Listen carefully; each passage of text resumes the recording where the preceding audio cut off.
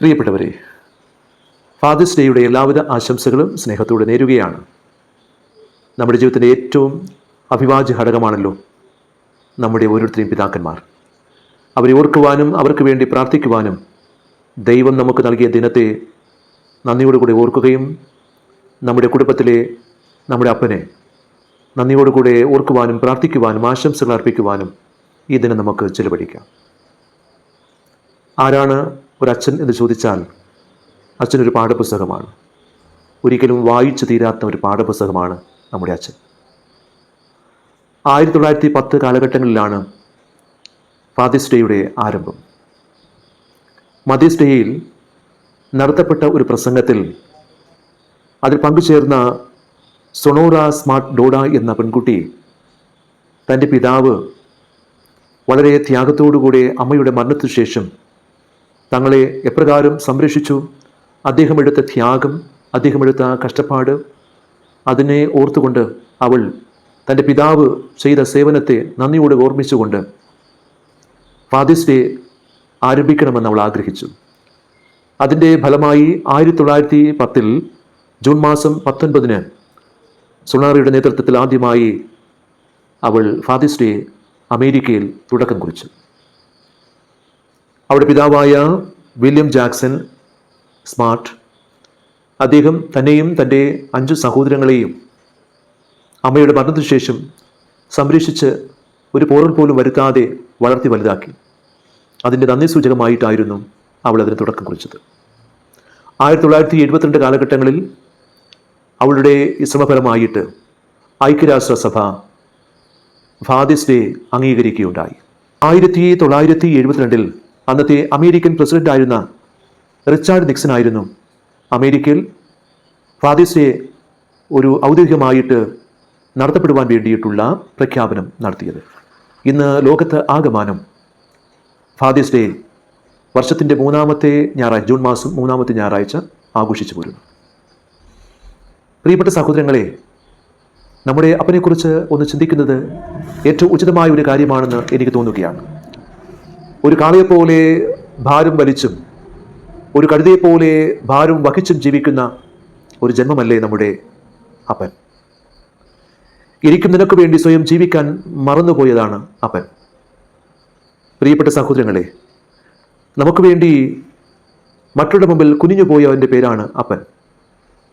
പ്രതിസന്ധികളിലും ദുഃഖങ്ങളിലും കടന്നുപോയപ്പോഴും നമ്മൾ ആരും ദുഃഖിക്കരുതെന്നും നമ്മൾ ആരും വേദനിക്കരുതെന്നും ആഗ്രഹിച്ച ഒരു ജന്മമല്ലേ നമ്മുടെ പിതാവ്. ഉന്നത വിജയം കരസ്ഥമാക്കിയ ഒരു പെൺകുട്ടിയോട് പത്രപ്രവർത്തകർ പ്രകാരം ചോദിക്കുകയാണ്, മോളെ, നിന്നെ ഏറ്റവും സ്പർശിച്ച പാഠപുസ്തകം ഏതാണ്? നിന്റെ ജീവിതത്തിലേക്ക് ഉയർച്ച നൽകിയ പാഠപുസ്തകം ഏതാണ്? ഏതെങ്കിലും വേദപുസ്തകമാണോ? അതോ ഏതെങ്കിലും നോവലുകളാണോ, കഥകളാണോ? ഏതാണ് നിന്റെ ജീവിതത്തെ സ്പർശിച്ച, നിന്നെ ഈ ഉന്നത വിജയത്തിന് അർഹയാക്കിയത്? അവൾ പറഞ്ഞു, എന്നെ സ്പർശിച്ചതും എന്നെ ഈ ഉന്നത വിജയത്തിന് അർഹമാക്കിയതും എൻ്റെ ജീവിതത്തെ കരം പിടിച്ച് നയിച്ച പാഠപുസ്തകമെന്ന് പറയുന്നത് എൻ്റെ അപ്പനാണ്. കാരണം അതിരാവിലെ ഉണർന്ന് തൂമ്പയും എടുത്ത് പാടത്ത് പണിക്ക് വേണ്ടി പോയി കഷ്ടപ്പെട്ട് അധ്വാനിച്ച് തളർന്നവശനായി കടന്നു വരുന്ന എൻ്റെ അപ്പൻ എൻ്റെ ജീവിതത്തിൽ ഒരിക്കലും വായിച്ചു തീരാത്ത പാഠപുസ്തകമാണ്. എൻ്റെ ഹൃദയത്തെ സ്പർശിച്ച് എന്നെ വളർത്തി വലുതാക്കി എനിക്ക് പ്രചോദനം നൽകിയ എൻ്റെ അപ്പനല്ലാതെ എൻ്റെ ജീവിതത്തിൽ വേറെ ആരാണ് പാഠപുസ്തകമായിട്ടുള്ളത്? തീർച്ചയായിട്ടും എനിക്കും നിനക്കും വേണ്ടി ഒരിക്കലും വായിച്ചു തീരാത്ത ഒരു പാഠപുസ്തകം തന്നെയാണ് നമ്മുടെ പിതാവ്.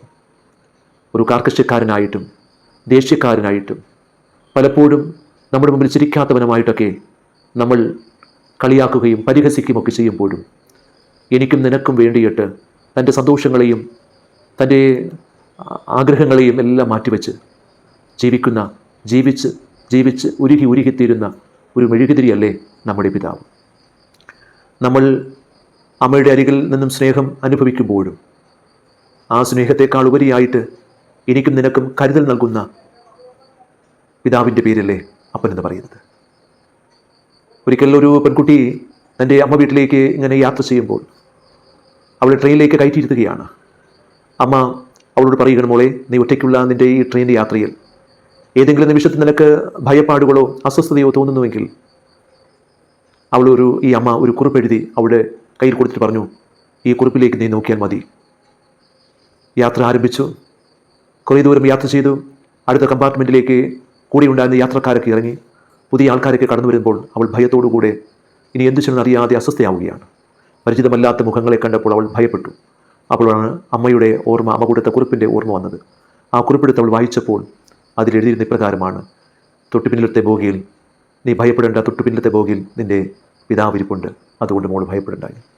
തീർച്ചയായിട്ടും നമ്മുടെ ജീവിതത്തിൽ ഭയപ്പെടാതെ മുന്നോട്ട് പോകുവാൻ നമുക്ക് ശക്തി നൽകുന്ന കരുതലുള്ള ഒരു പിതാവ് തന്നെയാണ് നമ്മുടെ അപ്പൻ. നമുക്ക് വേണ്ടി കാവലിരിക്കുന്ന ഒരു മനുഷ്യൻ, നമുക്ക് വേണ്ടി സ്വന്തം ജീവിതം ഒഴിഞ്ഞു വെച്ച, തൻ്റെ സന്തോഷങ്ങളെല്ലാം എനിക്കും നിനക്കും വേണ്ടിയിട്ട് മാറ്റിവെച്ച ആ ജന്മം തീർച്ചയായിട്ടും ഒരിക്കലും നമ്മുടെ ജീവിതത്തിൽ മറന്നു പോകാൻ പറ്റാത്ത ഒരു ജന്മമാണ്. ഒരു കുടുംബമെന്ന ഭാരം ദൈവം അപ്പൻ്റെ തലയിലേക്ക് വച്ചു കൊടുത്തു. സ്വന്തം സുഖ സൗകര്യങ്ങളെല്ലാം നമുക്ക് വേണ്ടി അദ്ദേഹം മാറ്റിവെച്ചു. ചങ്കിൽ ഒത്തിരി വേദനകളുണ്ടായിരിക്കുമ്പോഴും ആ ചങ്ക് പറിച്ച് നമുക്ക് തന്നവൻ്റെ പേരാണ് പിതാവെന്ന് പറയുക. അപ്പന് പകരം വയ്ക്കാൻ നമ്മുടെ ജീവിതത്തിൽ മറ്റൊന്നുമില്ല.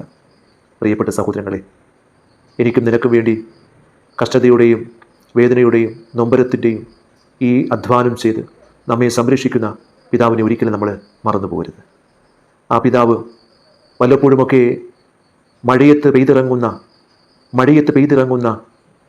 ആലിപ്പഴം പോലെയാണ് ഈ അപ്പനെന്ന് പറയുന്നത്. എപ്പോഴും ചിലപ്പോൾ പെയ്യാറില്ല, വല്ലപ്പോഴുമൊക്കെ പെയ്തിറങ്ങുന്ന ഈ ആലിപ്പഴത്തെ ഒരിക്കലും മറക്കാതെ ചേർത്ത് പിടിക്കുവാൻ കഴിയട്ടെ.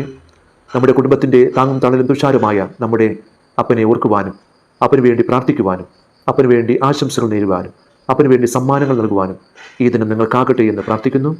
എല്ലാ പിതാക്കന്മാർക്കും ഈ ദിനത്തിൻ്റെ സന്തോഷകരമായ ഈ ദിനത്തിൻ്റെ ആശംസകൾ സ്നേഹത്തോടെ നേരുന്നു. Happy father's day.